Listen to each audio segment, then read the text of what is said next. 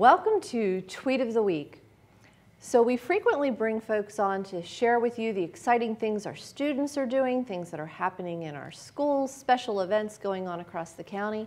Today I am joined by a very special guest who is probably going to be doing more community engagement than anyone in the months ahead around one of the topics that is so important to students and families, and it can get very emotional because everybody loves their school, and in the next year we're going to have to redistrict some families to the new Sugarloaf Elementary School and the new Urbana Elementary School as it opens, and that's going to create some dominoes.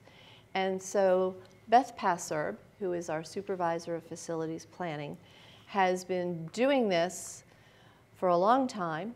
We just very successfully engaged the community as we went through the Butterfly Ridge opening and having to redistrict. And so a lot of social media work that goes into getting the community engaged from the onset. And so right now, a lot of what we've been putting out there has been information, but Beth, I'm really excited because you have a tweet that relates to some survey results that you have gotten from the community. That's right. The first meeting we had was to explain the study to the communities. The redistricting study will impact the Linganore, Urbana, and Oakdale high school feeder patterns. It's about half of our student body. It's about 20,000 students that has the potential to impact. So we had our first community meetings where we explained the study, the purpose of the redistricting study, and those who attended, there were about 300 that attended that meeting, were given the opportunity to let us know which of the 3 criteria that we'll be using as we develop the different options are most important to them. And then we also put a survey out on our project webpage and asked those who couldn't attend the meeting to tell us that same information. So we had about 1,400 people respond to that survey. And once again, as we enter into a redistricting process, our board has identified criteria that they want us to consider. And there are 10 criteria in the board's policy. And you can try to consider all of them, but that's very, very difficult. And so I think this is just such an amazing way to let the community have a voice in, well, as we look at these criteria, this is what we think you should prioritize or really focus on. And so do you want to share results, or do we need to point people to the tweet?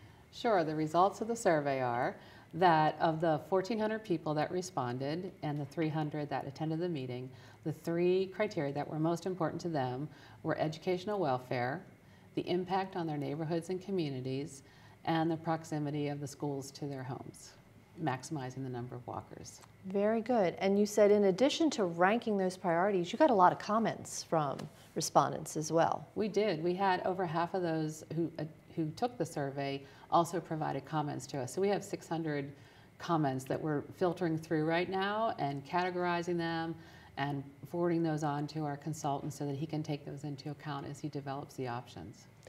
And I appreciate, again, the fact that we really want the community to recognize that we are engaging them before we have started developing options or looking at models that may work, because we want this to be transparent.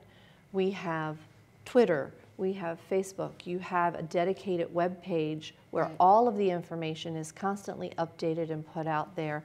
So the community will have lots of opportunities to interact with us, and many, many months to continue following on Twitter before we take a recommendation to the board, correct? That's correct. The next round of public meetings will be at the end of March, March 18th, 19th, and 21st. We will have meetings in the community to present those first round of options. Those will be very broad options for people to look at and give us feedback about which parts of each of the options they like and don't like, and we'll use that information then to further evaluate and form the potential options that we'll bring forward later. And so we'll be heading to the board probably in September. And again, at that time, the board will still allow for opportunity for public engagement. And I want everybody to know we picked September so that we didn't hit vacation times. Right. And so please stay engaged. We know that this is a very, very important topic and it will, as you said, impact such a large part of our school community. And I want to thank Beth and her team for all of the work they do to enable this engagement and to get that feedback and to answer lots of questions. And again, social media has a lot of ways for you to find the information and interact. And so Beth, thank you. Keep on tweeting. And who knows, sometime before September, we'll probably have you back here again to talk about some of your tweets of the week. Thank you for joining us. Hope to see you again soon when we talk about more Tweets of the Week.